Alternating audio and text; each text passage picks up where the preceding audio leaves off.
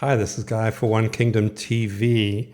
This morning I was up at 3 o'clock, and sometimes it happens like that. Had my quiet time and went through the process of getting started for the day. And there's a thought that just keeps coming back to me. It's a thought that I need to share with you, and in particular, a thought I need to share with South Africa. And that has to do with who is in control of you and your life. And I believe that many of us actually don't understand the subject. And because we don't understand the subject, we are being misdirected. Now, before I share the whiteboard with you, I'm going to draw this out and illustrate it for you. Be aware that Satan used what I call the magician's trick. And the magician's trick operates this way.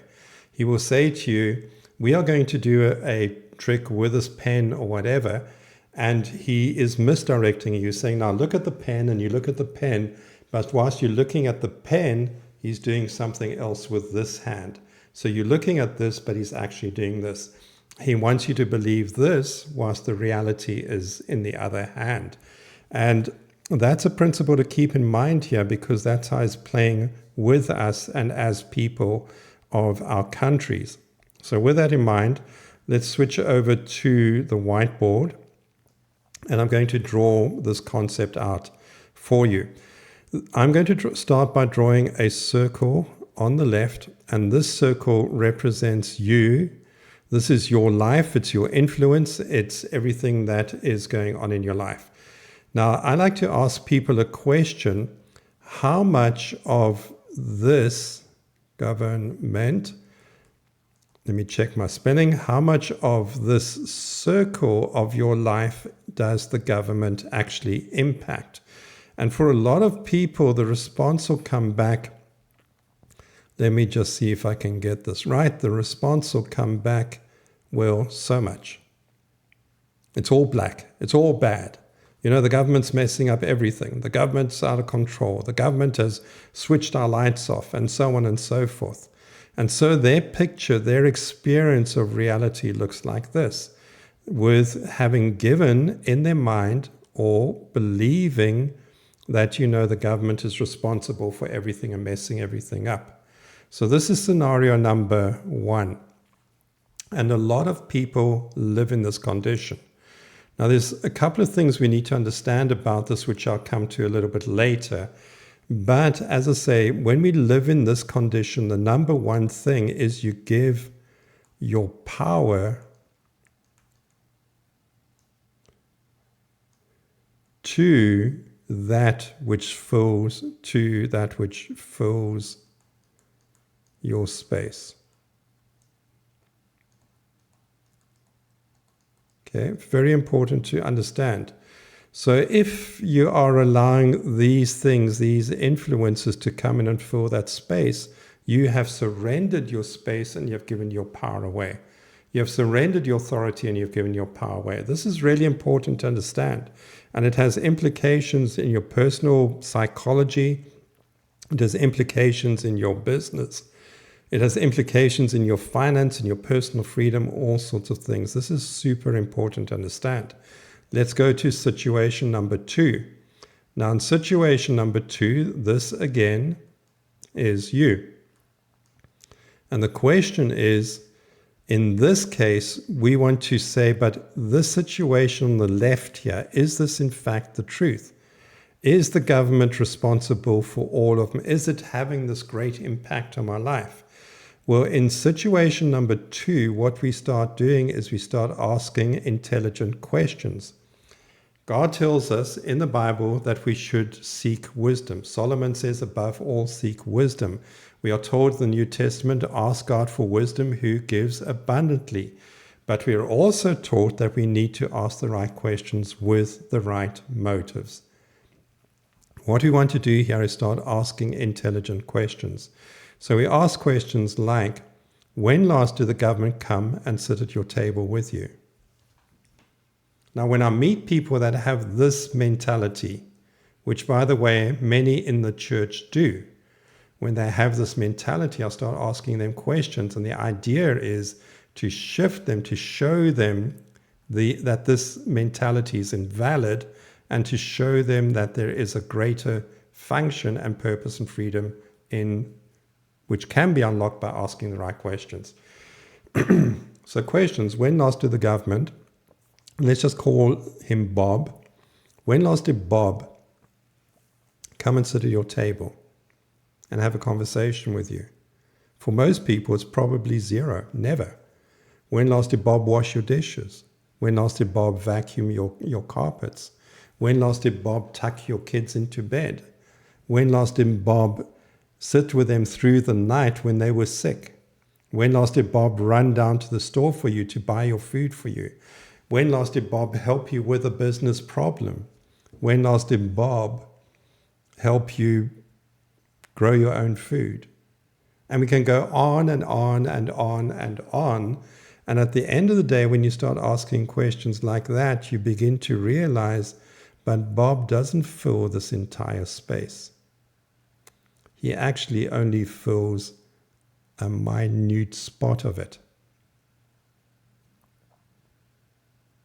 And when you realize that this space is only occupied by that little dot of Bob, then your psychology begins to shift and change dramatically, because in this situation, you begin to take back yourself.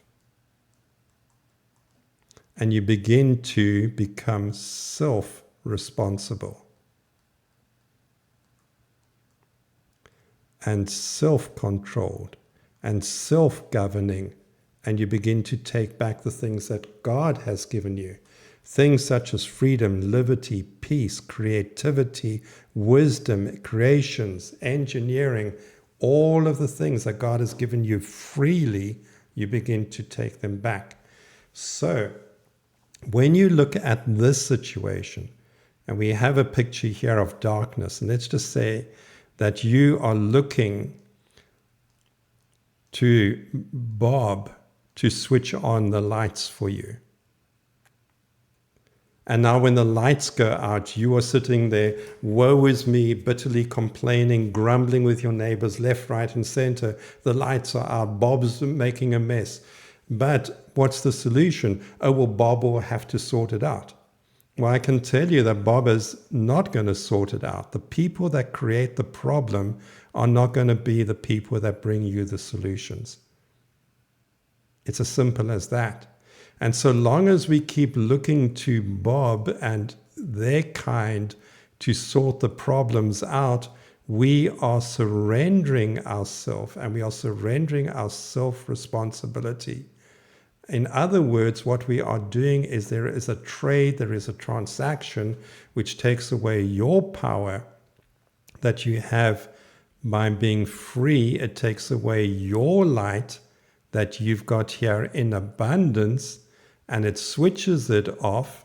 Click, it's gone. And what happens? It transfers it across, and it gives all that power to Bob, who's making a mess of it.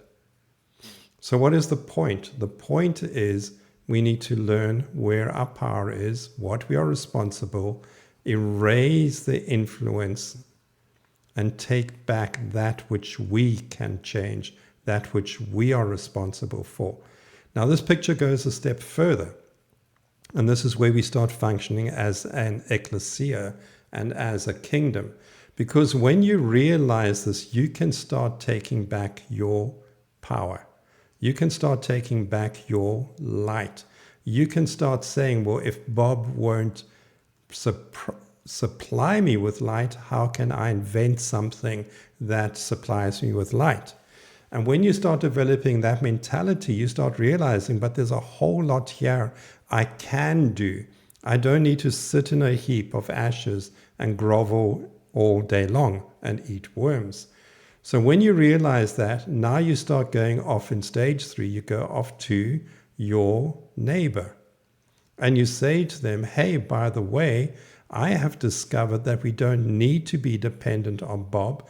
If we work together, we can start coming up with solutions together. And this is a kingdom principle. It's a kingdom dynamic. And so you help them regain their territory. You help them switch on their lights. And in the process, as you do it for 1, you can do it for 10, you can do it for 100, you can do it for 1,000. And guess what? In the process, you start generating lots and lots of income and opportunities. Now you take this to step 4.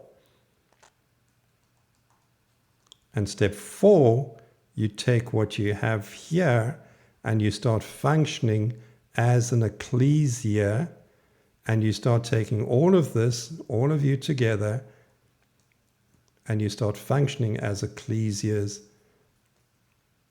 and ecclesias and ecclesias and ecclesias, and you start connecting your ecclesias together, and you have a powerful army that can come up with solutions and that can make a difference. Wherever Bob fails, the kingdom of heaven doesn't fail. Wherever, seems I have a gap in my little line down there somewhere. But you get the point, okay? The point is, it's a mind shift. It's a change of mindset that we have to understand. The kingdom of heaven doesn't operate with Bob mentality. It operates on kingdom principles. It invites you to join in those kingdom principles. Every solution is in the kingdom. Every wisdom is in the kingdom. Every answer is in the kingdom. And the only people who can tap into that is God's children. He's ecclesia. He's kingdom citizens. He's Christians. He's believers. He's pastors. He's churches. But so long as we have the Bob mentality, which is dark, dark, dark, and oh, this is woe unto us, we will act like Bob, and we will be as black as the night, like Bob. Oh boy, I'll probably get into trouble for some of those comments. But I'm talking figuratively, right? The light of God is not a racial thing. It's there for everyone. All of us can shine with the light of God. All of us can go to the kingdom of heaven. All of us can knock on the door and say, God, show us the way, give us your wisdom. But God will say to you, I cannot bless you whilst you are wallowing in the mud with Bob. You've got to get your head out of there. You've got to come to the table. Let me cleanse you, wash you clean. Come, who will ascend the hill of the Lord? He has clean hands and a pure heart. When you clean up your act, when you clean up your heart, then you have the right to go to the Lord and ask him for these answers, his wisdom, his strategies, and for his solutions. So, South Africa, praying for you, come to the table. By the way, I'm inviting you, I'm inviting your pastors, I'm inviting your leaders to get a hold of me, because there are strategies for you, which the Lord has been revealing to me over decades. This is the time to come to the table. May God bless you in Jesus' name.